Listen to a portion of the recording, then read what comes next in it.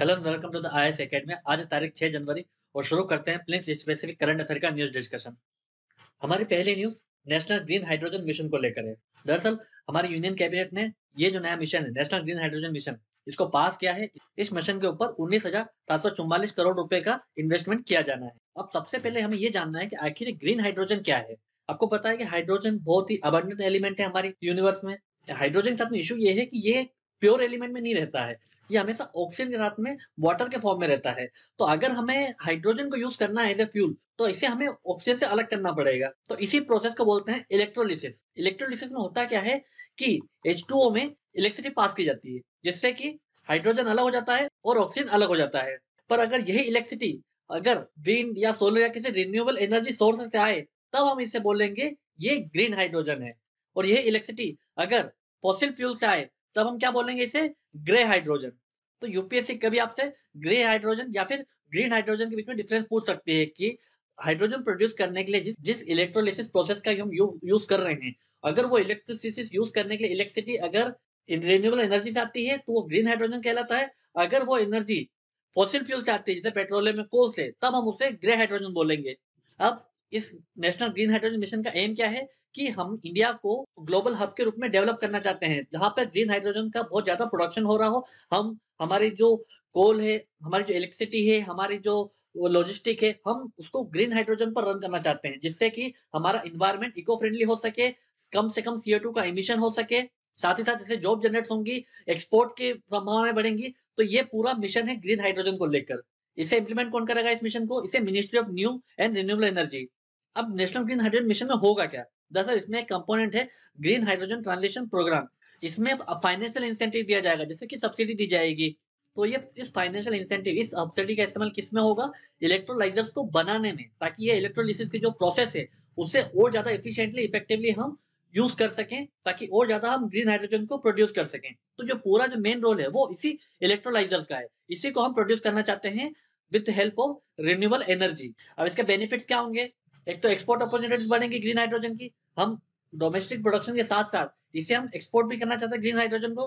साथ ही साथ जो हमारी इंडस्ट्री है, मोबिलिटी और एनर्जी सेक्टर जो फॉसिल फ्यूल का यूज कर रही है, हम उसको रिप्लेस करके उस पूरे सेक्टर को डिकार्बोनाइज करना चाहते हैं। मतलब कि हम कम से कम CO2 इमिट करना चाहते हैं।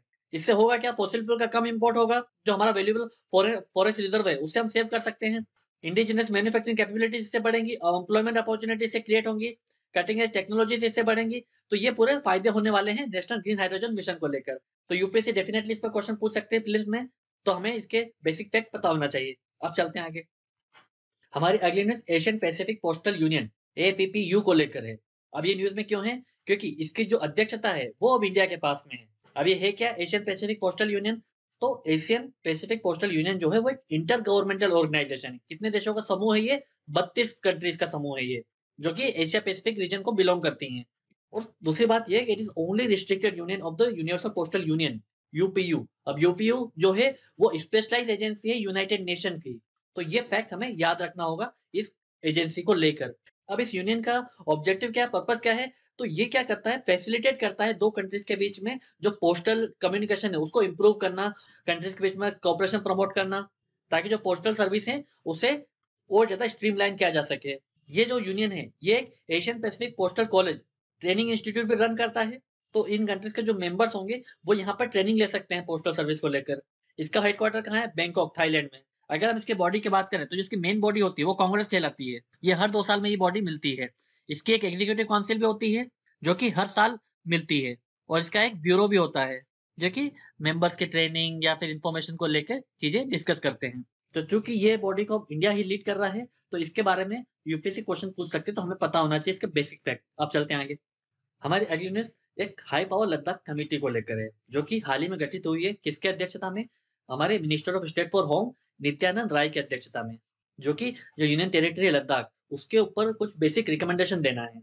अब हुआ क्या है कि आपको पता है, जैसे कि 2019 में आर्टिकल 370 को अब्रोगेट किया गया था। इसके बाद में लद्दाख को जम्मू कश्मीर से अलग कर दिया गया था। तो लद्दाख अब एक सेपरेट यूनियन टेरिटरी से। लद्दाख के अलग होते से ये डिमांड होने लगी थी कि जो लद्दाख का जो कल्चर है, लद्दाख की जो हेरिटेज है, लद्दाख की जो स्पेशल कैरेक्टरिस्टिक्स है, अगर हम उन्हें बचाना है तो उसे कुछ स्पेशल प्रोटेक्शन देने होंगे। तो डिमांड क्या हो रही है कि एक तो इन्हें अपने लैंड बचाना है, अपने रिसोर्स बचाना है और अपने एम्प्लॉयमेंट जो अपॉर्च्युनिटीज़ हैं, वो लोकल लोगों के लिए जनरेट करनी है। तो यहाँ के जो लोग हैं वो ये डर रहे हैं कि अगर जैसे यूटी बन गया है, जम्मू कश्मीर से अलग हो गया है, तो जो स्पेशल प्रोटेक्शन थी आर्टिकल 370 की, तो वो अब हट चुकी है। अब इनको डर इस बात का लग रहा है कि जो दूसरे जब राज्यों से जो बड़े कॉर्पोरेट्स आ सकते हैं, तो वो उनकी लैंड ले सकते हैं, उनके कल्चर को अल्टर कर सकते हैं, तो उनकी जॉब्स को स्नैच कर सकते हैं। तो इसी डर की वजह से ये डिमांड कर रहे हैं कि लद्दाख को 6th शेड्यूल में जगह मिलनी चाहिए। अब ये 6th शेड्यूल क्या है? 6th शेड्यूल जो है हमारे कॉन्स्टिट्यूशन के आर्टिकल 244 में प्रोवाइड किया गया है। इस 6th शेड्यूल में होगा क्या कि ऑटोनॉमी प्रोवाइड की जाती है ट्राइबल पॉपुलेशन, जहाँ पे ट्राइबल पॉपुलेशन ज़्यादा होती है वहाँ पर ऑटोनॉमी प्रोवाइड की जाती है। तो उस रीजन का जो भी डिसीजन होता है, वो एक ऑटोनोमस डेवलपमेंट काउंसिल लेती है, ताकि उसके जो लैंड हैं, उसके कुछ कल्चर्स हैं, उन्हें सेफगार्ड किया जा सके, उन्हें बाहर के एंक्रोचमेंट से बचाया जा सके। वो लैंड को लेकर, पब्लिक हेल्थ को लेकर, एग्रीकल्चर को लेकर अपने लॉस खुद बनाते हैं। पर अभी जो 6th शेड्यूल है, वो सिर्फ 4 राज्यों के ट्राइबल पॉपुलेटेड रीजन्स में लागू होती है। वो 4 राज्य कौन से हैं? असम, मेघालय, त्रिपुरा और मिजोरम। लद्दाख क्यों डिमांड कर रहा है? क्योंकि 2011 के सेंसस के अनुसार जो टोटल पॉपुलेशन है लद्दाख की, उसमें 80% ट्राइबल्स हैं। तो इसीलिए ये डिमांड कर रहे हैं कि हमें भी 6th शेड्यूल की जो ऑटोनॉमी है वो हमें मिलनी चाहिए, ताकि हम हमारे लैंड को बचा सके, हमारे कल्चर को बचा सके, जो हमारी जॉब जनरेट हो रही है हम लोकल लोगों को प्रोवाइड कर सके। तो ये पूरी रिक्वायरमेंट है लद्दाख कमेटी को लेकर। अब चलते हैं आगे। हमारी अगली जो न्यूज़ है वो आर्टिकल 19 को लेकर है, क्योंकि सुप्रीम कोर्ट ने एक बहुत ही लैंडमार्क डिसीजन दिया है।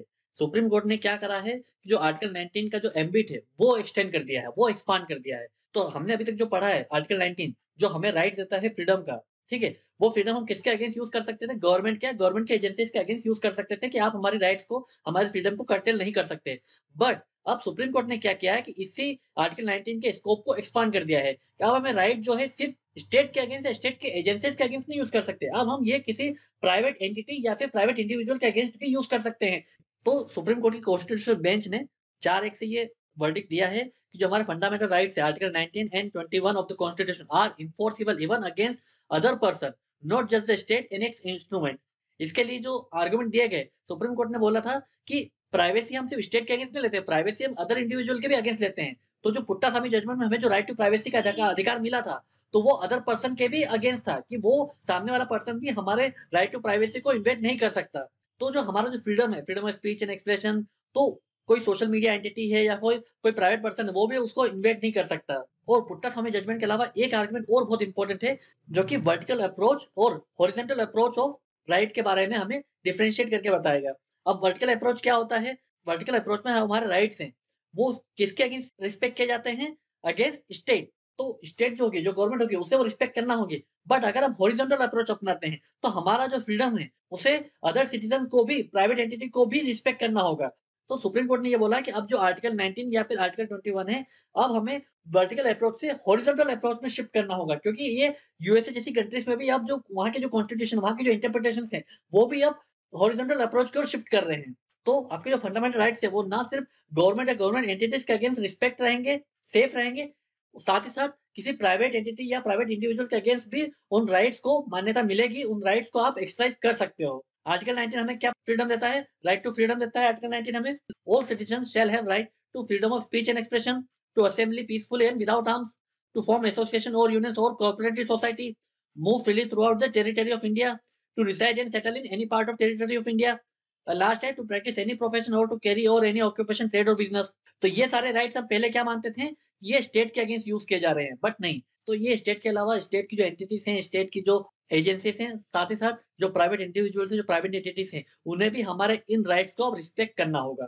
तो यूपीएससी डेफिनेटली इस पे क्वेश्चन पूछ सकती है। जो सुप्रीम कोर्ट जो इंटरप्रिटेशन देती है कॉन्स्टिट्यूशन के प्रोविजन का, उस पे यूपीएससी प्रीलिम्स में क्वेश्चन आते हैं। तो ये हमें इस वर्डिक्ट को भी ध्यान से पढ़ना होगा और इसे हमें याद रखना होगा। अब चलते हैं आगे। हमारे अगले न्यूज़ वायरोवरी को लेकर है। अब ये वायरोवरी क्या है? ये एक ऐसा ऑर्गेनिज्म है जो कि सिर्फ और सिर्फ वायरस को खाता है। जो पूरा विश्व है वो कोरोना महामारी से जूझ रहा है, उसके लिए हम अलग-अलग वैक्सीन लेके आए हैं। बट अगर हम ऐसे जीव को डेवलप कर लें या ऐसे ऑर्गेनिज्म को डेवलप कर लें जो वायरस को कंज़्यूम कर ले, तो शायद वायरस से होने वाले खतरे को और कम किया जा सकता है। बट अभी हमें इस वायरोवरी के बारे में जानना है। वायरोवरी एक ऑर्गेनिज्म है जो कि अपनी एनर्जी और न्यूट्रिएंट किससे हासिल करता है? वायरस को खाकर।